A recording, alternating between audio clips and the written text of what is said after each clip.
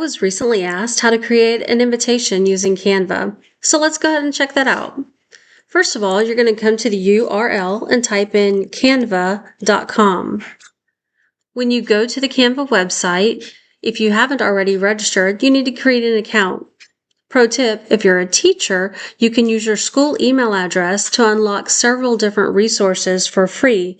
We're going to come in and click on templates and type in birthday invitation. When you hit enter, you'll notice it gives us a lot of different styles of birthday invitations. So you can just scroll through till you find one that you deem acceptable. Let's go ahead and use this one. We're going to click one time on it. When we do that, we have the option to come over and customize this template. It opens up in a secondary window. And to get us started, we're going to come to the right-hand side and just close out their little pane where they're trying to sell us some prints of this. At the top, you'll notice it currently has green floral watercolor birthday invitation as the file name, but I want to go ahead and name it something that I will know whenever I look it up in the future or in my downloads. So I'm going to put invitation _ Susan because we're going to create a birthday invitation for Susan. It's currently kind of small and difficult to read, but I can go down to my scale slider at the bottom and you see currently we're zoomed in at 45%. I'm just going to slide that to the right and enlarge it a little bit so I can see it a little bit more easily. It currently has text on there. We can use it as is or we can change the text a little bit. So I'm going to go ahead and make a few little tweaks here and there to see if I can come up with a design that I like a little bit better. So I'm going to put join us in celebration of, double click and then directly type in Susan's. Now I will tell you that S is a little bit difficult to read in my opinion.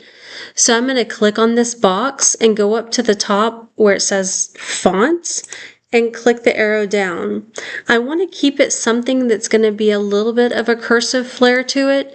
So I'm just going to scroll through my subcategories to see if I see, do I want a brush? Do I want a calligraphy? I'm going to click on brush and see what my options available are. I'm just going to go ahead and try that one. Don't love the way that looks, but we can click on different ones to see what looks the best for our current design. I'm going to go ahead and stick with, let's see here. We're going to go ahead and just click on Alex Brush. Alex Brush is a pretty simple, plain one, but it still looks nice. Since it's a smaller font, I can come up to the top and I can actually enlarge the name some by clicking the plus sign, or I could do a straight type in using my keyboard to enlarge that as well. So join us in celebration of Susan's birthday party. And then it has the time and the date and the place and where to RSVP. I can double click in here to change these details as well. So I'm going to go ahead and update this to be August 17, 2026.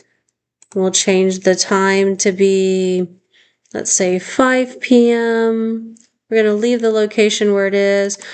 Maybe we're going to change our RSVP to be Joanna.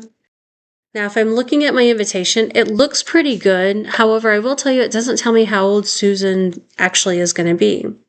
So I'm going to come in here and click on the birthday party, and I'm going to hold the shift button down on my keyboard while I click on the remaining areas. And then I can use my keyboard and just push the arrow down to get all of those to scroll down a little bit at the same time so I can move them all down at one time. Birthday party, I'm going to take that by itself and move it down a little bit also. Then I'm going to come on the left-hand side and click on the word elements. And for the elements, I'm going to type in, let's see, she's 35. I'm going to find something that I think looks really good with that 35. So we can look at my photos.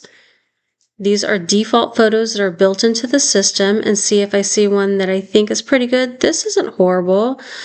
So you'll notice it has a white background to it. I don't want that white background though. I want my background of the invitation. So I'm just going to click on BG Remover, which is background remover, and you'll see how it easily took out that background for me.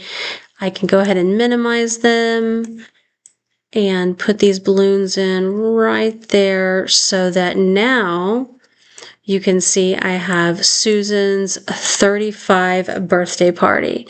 Now you might question if that's actually in the center or not, so I can click on it, click position, and tell it to center, and it moves it over just a little bit to make sure it's centered up nicely for us. I think that looks pretty decent. If I don't like the color scheme, I can click on whatever it is I want to change. Maybe those balloons are a little bit contrasting too much. So I'm going to click on them, and then I'm going to actually change the color of them. So there we go. We went back to our original color. And I'd say that that's pretty darn good. Now I can either print it and give it to someone, or I can download a file to be emailed or text. Either way, we're both going to start off with the share button. You're going to click on share. And if we're going to print it, we're going to scroll down. This print actually sends it to Canva for it to be printed and shipped to us. That's going to be a more costly option, but a probably good quality. Instead, we're going to click on where it says See All, scroll all the way down to the bottom, and we're going to use your own printer. So that means you provide the paper, you're providing the ink, you're using your own printer, and you have it instantly. If you want to email it or text it out, you're going to click on Share, and then you'll just go to where it says Download. This one's currently set to download as a video. Instead, I'm going to go ahead and change it to either a JPEG or a PNG. Whenever I come down, I'm just going to say download.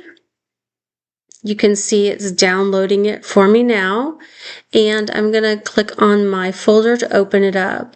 And this is my downloaded file. I can email that directly or text it directly to whomever I need. Hopefully this was helpful to you. There's lots of amazing things you can do within Canva. I prefer using the computer application, but there is phone app available as well. Let me know if you have any questions, want to know how to do anything else, and please remember to like and subscribe. Thanks.